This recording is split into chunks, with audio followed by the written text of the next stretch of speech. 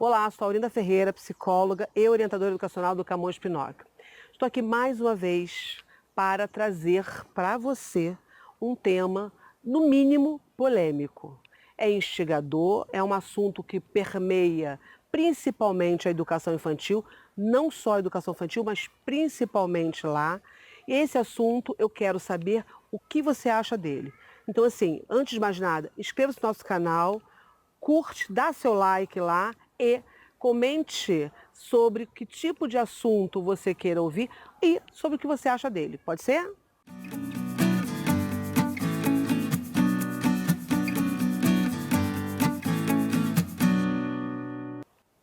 Por que as pessoas acham tanto? O que as pessoas acham sobre a mordida? Por que é um assunto polêmico?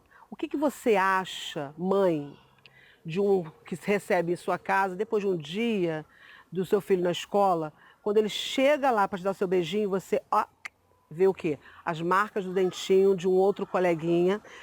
Eu digo coleguinha mesmo, porque na verdade quando você chega, você fala assim, quem foi este indivíduo ou quem foi esse cachorrinho que mordeu meu filho? Pois é, esses assuntos, esses sentimentos, são sentimentos que estão totalmente inseridos na educação infantil. Eu falo educação infantil porque a gente sabe muito bem que a mordida é uma fase doída, difícil e constrangedora. Não vou dizer só constrangedora para quem recebe seu filho mordido, mas do filho de quem morde também. Então, a mordida, ela é essencialmente uma fase que marca a oralidade. Quando seu filho nasce, ele conversa? Não. Quando seu filho cresce mais um pouquinho, ele sabe colocar todos os sentimentos no seu devido lugar? Eu digo nas prateleiras emocionais? Não sabe. Quando seu filho de 2, 3 anos cresce mais um pouquinho, ele sabe explicar o que está angustiando, qual é o sentimento dele diante de alguma situação. Ele sabe dizer para você quando ele está com fome, quando ele está com sede, literalmente. Ele sabe potencializar uma frustração ou ele sabe mostrar para você o que ele realmente está sentindo. É através do comportamento da criança que a gente vai mapeando o que ela sente e o que ela não sente diante do entorno dela. Por que eu falo isso? Porque, na verdade, nesse momento, nós adultos, nós qualificamos a mordida como uma atitude agressiva. Não é. Aliás, necessariamente não é. A mordida é uma comunicação, um meio de comunicar-se com o que está acontecendo com a criança. Por exemplo, a criança que precisa dizer que o amigo pegou o brinquedo dela e falar para ele assim, meu amigo, por gentileza, eu estava com ele primeiro, você pode, por favor, me devolver? Daqui a pouco eu te empresto. Ela não fala assim, você sabe disso. O que ela faz? Ela reage com o corpo, porque o corpo fala. E a mordida faz parte desse corpo.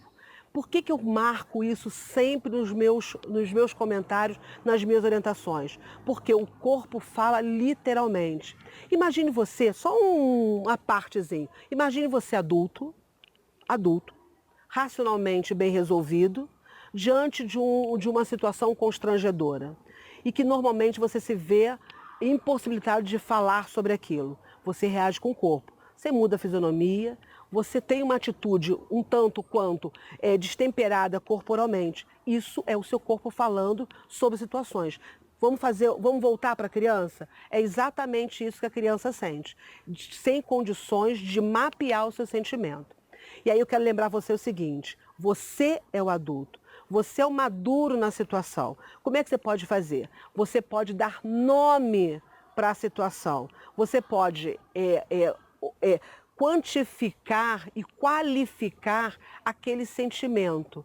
Meu filho, minha filha, você está chateado com a mamãe? Você está chateado com o seu amigo?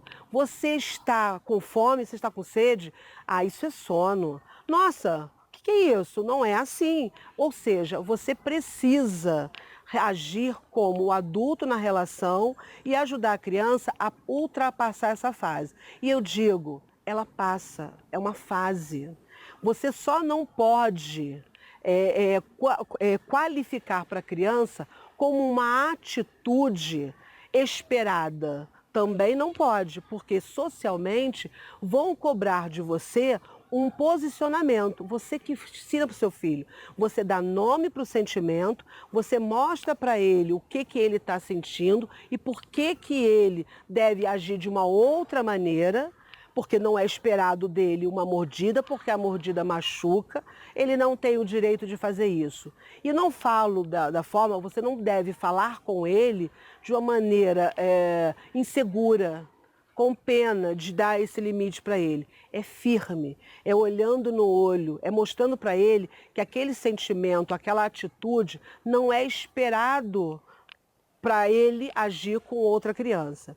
Quando eu falo também da questão de que a família de quem morde também se constrange, porque vamos lá, você acha que uma escola que notifica para uma família, seu filho, sua filha mordeu um amiguinho, ela vai gostar disso? Não. Ela vai ficar de que maneira diante do social, né? Nas festinhas, nos posicionamentos em reuniões. Ou seja, entendam vocês que tanto para uma criança que é mordida, como para uma criança que morde, isso é processo de desenvolvimento.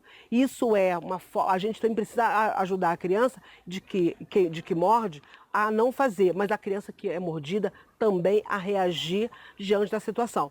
Não digo reagir com agressividade, eu digo reagir se posicionando. Eu sei, é difícil. Não é fácil esse tipo de orientação, não é fácil esse tipo de clareza e de posicionamento emocional, porque os nossos filhos são muito preciosos. E quando você vê seu filho marcado, dá a sensação de descuido, dá a sensação de que ele sofreu. A dor acontece, mas isso não quer dizer que ele esteja sofrendo ou que ele esteja traumatizado por aquilo ter acontecido. Ele vai entender esse processo. Te garanto que sim. Agora, a gente só precisa mapear uma questão. E isso eu tenho absoluto rigor de trazer a discussão.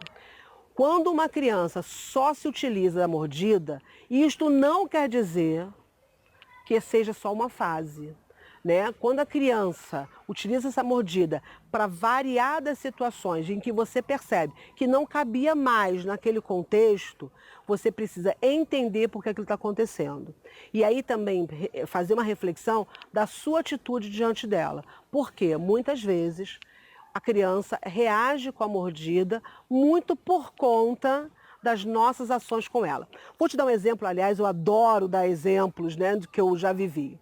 Eu tive uma criança de 2 anos e pouquinho, se não faz memória, de 2 anos e meio.